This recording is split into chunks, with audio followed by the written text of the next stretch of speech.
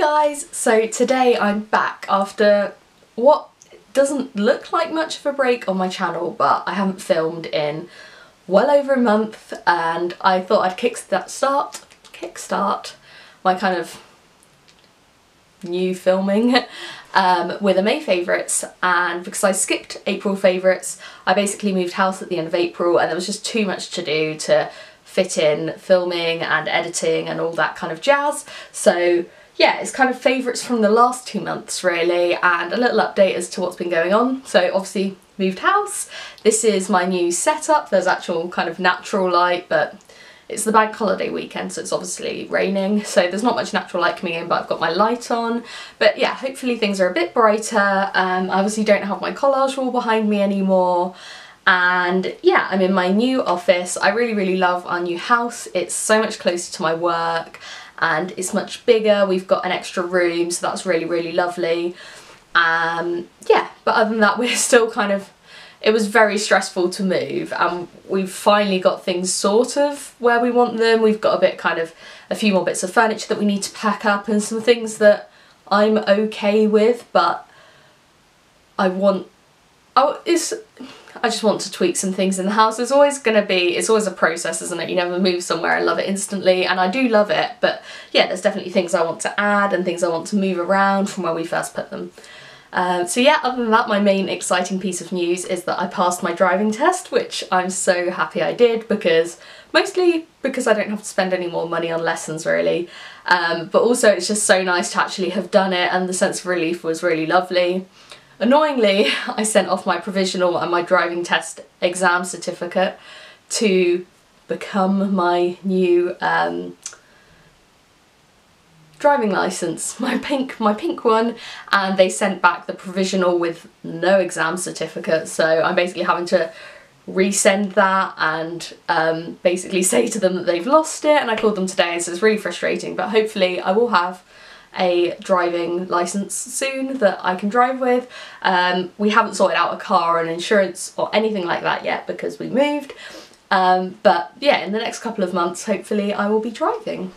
And the only other piece of news is that I've got a massive burn on the back of my hand, which I've got Sudocrem on, which you can't see it so much, but it's been there for about a week. I tripped up the stairs. I basically bought myself some fluffy pink sliders, which are the best thing I've ever bought, but I tripped up the stairs wearing them and spilled hot tea everywhere, so that wasn't great. So yeah, it's really sore. It's like 1 week in now almost and it's still painful. But that's my update. I'm going to leave it there because I already have made this video way too long, and I will grab my favourites. Right, there's quite a few beauty favourites this month because, as I said, I've merged this month and last month, and as such there's quite a few things that I've been using, some things I've been hating, but these bits obviously I've been loving. And the first up is probably my favourite and it is this N-Spa Pineapple Body Butter. I got gifted this for Christmas I think, and it's one of Asda's kind of beauty range and it smells so good. It kind of smells like fruit salad Chewits but nicer. It's sweet and it's really kind of got that fake pineapple scent, which I love. Yeah, and obviously it's part of Asda's beauty range, so it's really affordable, and it's described as a rich body butter, which I definitely would say it is. When I first put my hand in it I was a bit kind of concerned because it felt and looked like actual butter, but yeah, it's just really kind of getting rid of my dry patches. My skin's been really dry this year so far, and basically I'm sad that it's not a massive tub, and I think I'm gonna have to go to Asda and buy some more when it's dead. I'm not ready for that. And I'm going to talk about these two beauty bits as a kind of pair. So this is the L'Oreal Pure Clay Detox Wash, which I've been using first thing in the morning. I really like it, but I usually quite like my face washes to kind of be able to use them on my whole face, which I know sounds really weird, but this one is one that's too harsh to use around your eyes. So normally kind of with face washes I use them in the morning and the evening, and in the evening I use it to take off my makeup, and I use things like the Liz-Earle Cleanse and Polish. That's my favourite ever because it does take your makeup off really well, but I can't use this for it. So yeah, it's really good for the morning. It's really helping my spots. It probably, if you've got dry skin, it's not the best. It is a little bit drying because it's a clay wash. But yeah, it does, I can feel it getting into my pores and really digging the dirt out. And then this is what I've been using in the evening to get my makeup off. It's the Soap and Glory Peaches and Clean Deep Cleansing Milk, which I've been using to take my makeup off, as I said. This one definitely is sensitive enough to go on your eyes, but I found that it's not one that I can open my eyes when I've got on. So I can't, usually I like to kind of open my eyes to check to see that I've managed to like get all the eye makeup off whilst I'm using something, but this one I can't. It makes my eyes really, really sting. So although it is sensitive enough to not hurt your eyes when you eventually open them, it's not sensitive enough to not hurt whilst you've got it on, which is a bit annoying. But yeah, I love the smell of it. It gets my makeup off really, really well. Even like my brows and my kind of like eyeliner, which is obviously quite harsh. I can't think of the word. Yeah, and as you can see, I've been using it quite a bit. Right, and my final beauty favourite is this tiny little pot of face cream by Argentum. I'll link it down below. It's for your face, eyes and neck, and it comes in a little black bottle and it's just this white cream.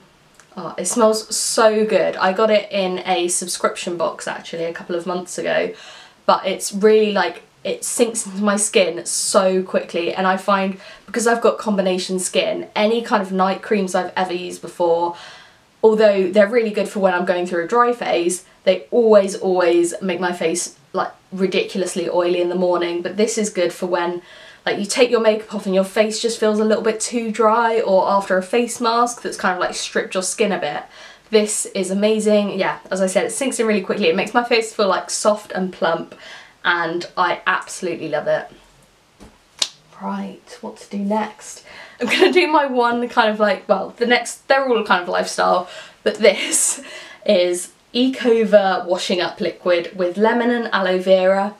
The new house that we've moved to doesn't have a dishwasher, and our old house did, and that's kind of ruining my life a little bit. But basically I've got really, really sensitive skin on my hands, and I'm also looking to kind of be a bit more friendly to the environment, and this does both things for me. Ecova is a company that's all about creating household products that kind of, yeah, are much, much better for the environment. Their packaging is better, their contents are better, and I think, yeah, they've all got the kind of leaping bunny cruelty-free symbol on them. This also, I usually have to have washing up gloves when I wash up, because washing up liquid sets off my eczema, and this absolutely doesn't. It's plant-based, and yeah, it says it's safe for sensitive skin, which I definitely think it is. And yeah, I would definitely recommend it. And it's also one of the few washing up liquids that I've tried that isn't fairy, that actually is thick and you don't have to use masses of to get the same result as fairy does. Right, and then my heart. So this is my favourite book of the month. It's The Kite Runner by Khaled Hosseini.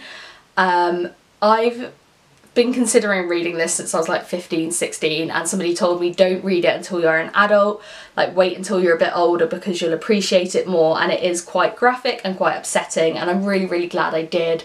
And I'm also really glad that I actually picked up and read it because it was so good. I don't want to go into it too much because I'm going to film a little video all about the book. I've kind of got this new idea for a book of the month spotlight video, but we'll see what I think about it after I film this one. Yeah, and it's just, you should all read it if you're adults and you want your heart a little bit broken, you just want to read something powerful. I would definitely recommend this. And then finally, we've been absolutely binging True Blood. I've never watched it when it came, I never watched it when it came out on TV originally, and neither did my boyfriend, but we've watched the first 3 seasons now, and I need to get my hands on the 4th season.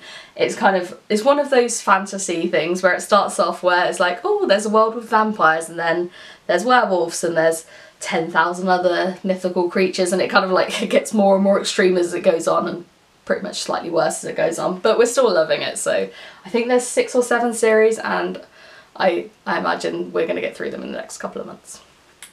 And yeah, that's my May favourites and update. I really hope you guys liked it. I really enjoyed filming this actually, I didn't think I was going to. Thank you so much for watching and I will see you soon. Bye!